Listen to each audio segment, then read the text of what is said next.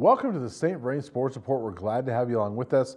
We've got a great show for you this week, a football-only show and a Frederick football-heavy show. We're going to take a look at the Class 3A state semifinals coming up this week and a look back at the quarterfinals. But first, let's get started with some highlights to look at those quarterfinals.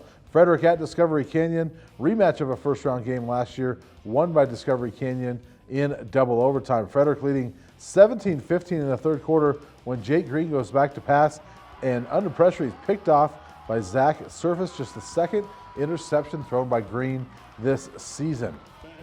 The Thunder would take advantage on the option pitch. Kevin Fry takes it about 15 yards inside the Frederick 10-yard line.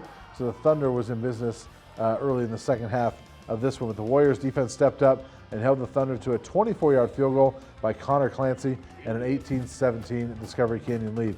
Green trying to make something happen, and he finds his big tight end, Dylan Sindelar, for a big gain, but Sindelar fumbles near midfield, and the Thunder would recover two huge turnovers for Frederick back-to-back there. Discovery Canyon would then get a touchdown run by Marshall Pike, the third touchdown run of the game for the senior running back for Discovery Canyon, and that would put them up in the lead 25-17 at that point. Green then with a nice first down run to get past midfield there and get the Warriors going.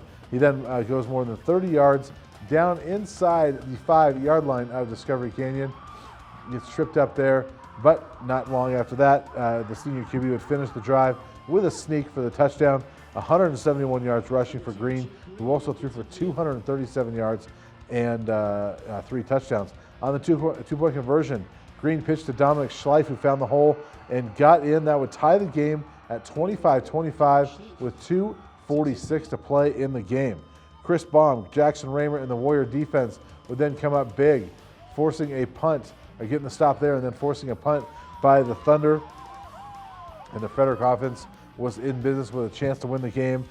Green with a short run there, but that would set up this pass right here from Green to Blake Duran, who shook a tackle at midfield and goes the rest of the way 45 yards for the touchdown. He scored with 8 seconds left on the clock, and Frederick takes the lead right there, and with 8 seconds left, they were able to finish it off, and they win in dramatic fashion, 32-25 over the team that knocked them out last year. Frederick moving on to the state semifinals.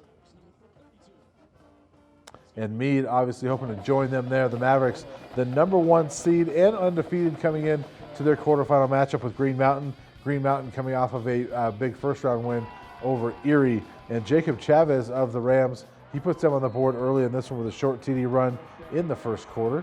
So Green Mountain with the early advantage.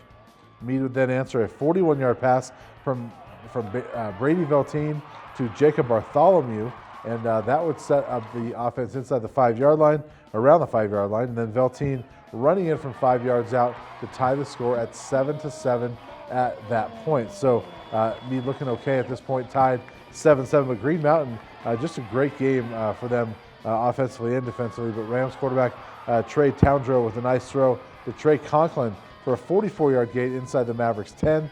That would set up Towndrow for one of his 3 touchdown runs right there, and the Green Mountain Rams take a 14-7 lead at that point.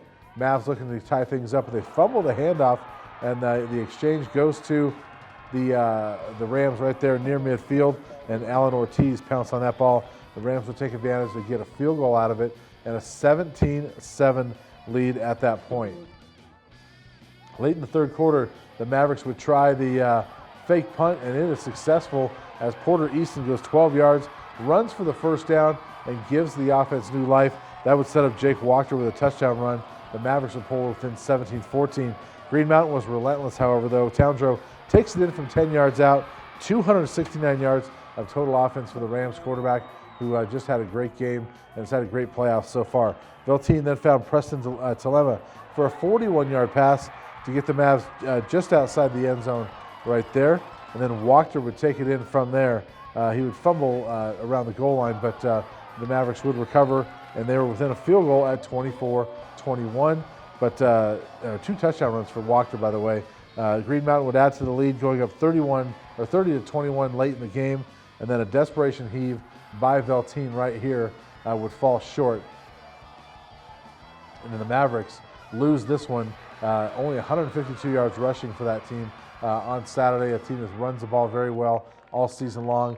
Green Mountain victory formation, and Meade's undefeated and dream season comes to an end as they finish 11-1 on the season, unable to get to that elusive semifinal appearance, and so disappointing finish, obviously, for the Mavericks there, but a fantastic season. Let's take a look at the quarterfinal scores in Class 3A around the state. Green Mountain with that upset of Meade, the #1 seed there. Mavericks, like I said, unable to reach that semifinals. 5-4 in the playoffs over the last 4 years, but they've been out by the second round each time. Palmer Ridge over Conifer. First loss for Conifer is Palmer Ridge, the #4 seed, and really about the best #4 seed you're ever going to find. They move on past Conifer. Frederick over Discovery Canyon, and then Pueblo South over Durango, the #2 seed. Colts move on to the quarterfinals, and then or the semifinals. Let's take a look at the semifinal matchups now in Class 3A.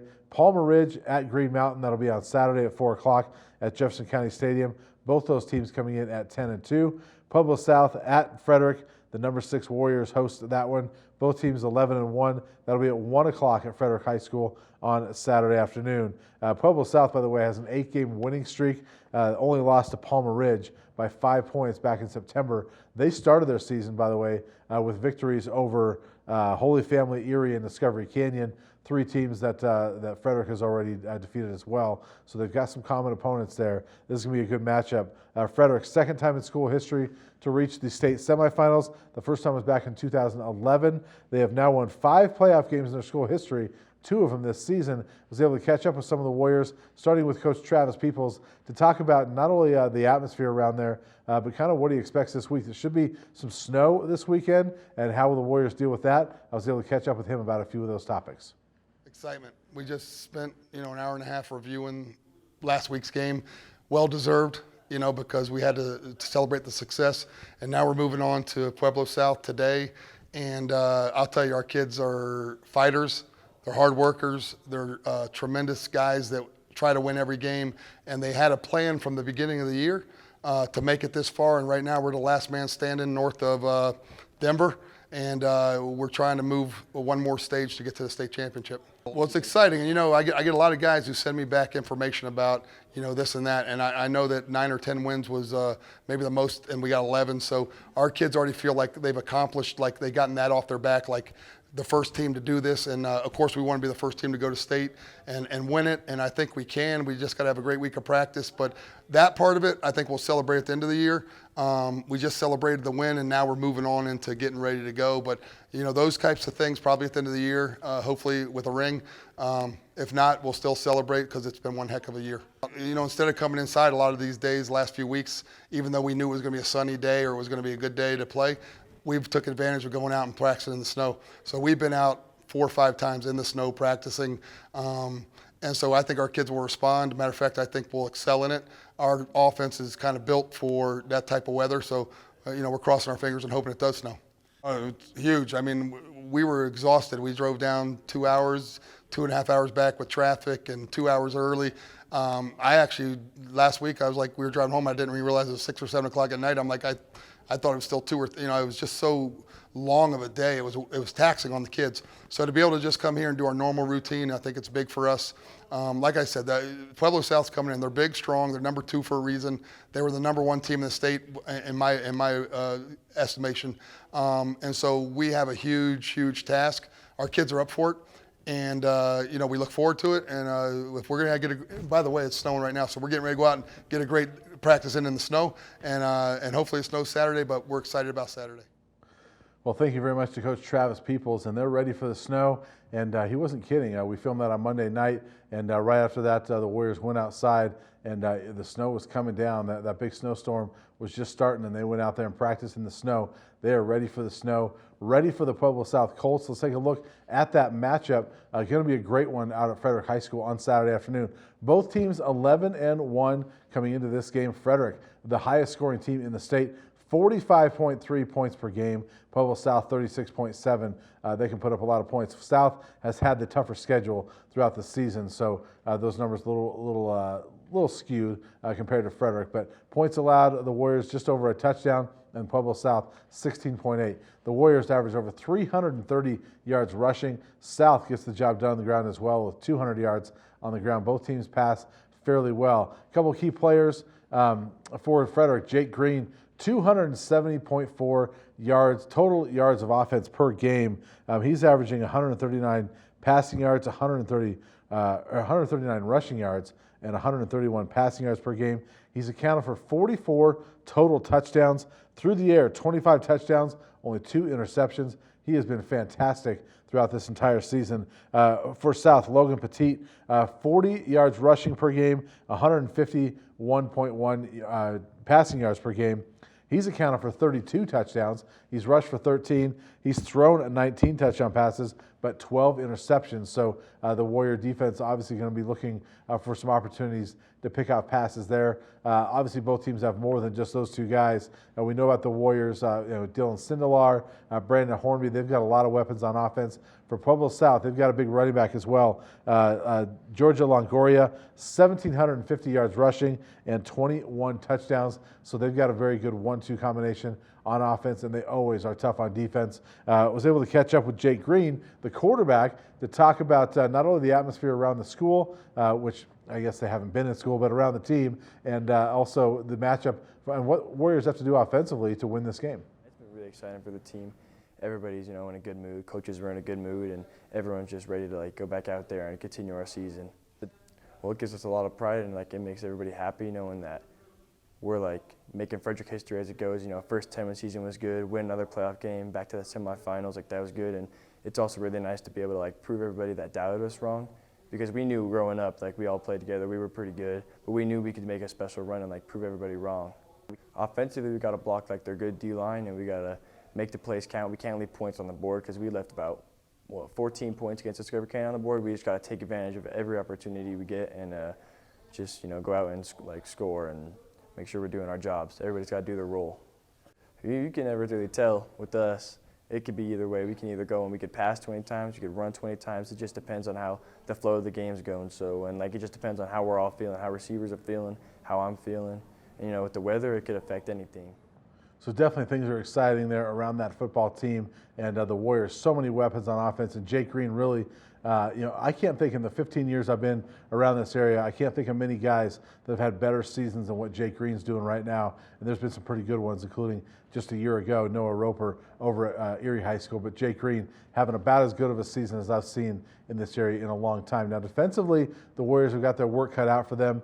I was able to catch up with Dylan Sindelar, their big tight end and defensive end. Now Sindelar is going to be huge in this game on offense, where he's caught 34 catches, 632 yards, and 10 touchdowns. But defensively, they're very good up front, and he's one of the big reasons for that. 75 tackles, 11 tackles for loss. He's got 7 sacks. He's going to be huge in this game. I was able to talk to Dylan about his impressions of what this run has meant for this team and also what they have to do defensively to stop the Colts. Everyone, the players, the coaches, the family members, the community, everyone's super excited about the football team. Everyone rallies around the football team. Everyone's just super excited about our success, and we think that we have a great shot to go do great things. We got buddies from every different school in St. Vrain. It's kind of we're showing that we're the best team, but yeah, it's also a pride thing where we feel like we go and represent for our district and our town and our city and everyone. They got a lot of big kids. They got a lot of fast runners. They run more spread RPO type stuff. Their running backs got 200 some carries. They got lots of yards. They got a couple really good wide receivers, some all-state type kids. We feel confident that we just play our game and we will stop them. Yeah, high school football is mostly for the most part successful teams run the ball, and defensive line we start it we are up in the trenches where we stop the run. That's what we pride ourselves on doing, is holding guys to low amounts of yards and getting the job done. That will be a fun game out there at Frederick High School on Saturday afternoon. Warriors having just a tremendous season, and Pueblo South, out of all those schools down south, I think Pueblo South is the one that we've kind of come to expect year in and year out. They're very tough. They come in, they play great football. They're going to hit you hard. That's going to be a great game out there on Saturday. And for me, living out in the Frederick area, I can tell you the atmosphere out there is they're very excited about what Frederick's able to do. And with the football that they've been playing over at Erie lately and at Meade, in that general area out on the east side, Frederick now having their turn and being the only team left in the playoffs right now. They're enjoying that. They're having a great run. It's going to be a fantastic game out there on Saturday, and I encourage you to go out to see that. Check out BocoPreps.com in the Longmont Times-Call. They'll get you up to date on everything going on with those games. We want to thank Don Gurton and Blaine Robinson for all that they do behind the scenes for this show, as well as Blaine and Tim Ellis for getting our video for us. Like us on Facebook and check us out on the web at longmontchannel.com, where you can watch this or any of the programs you like here on Channel 8. And as always, we look forward to seeing you again next week.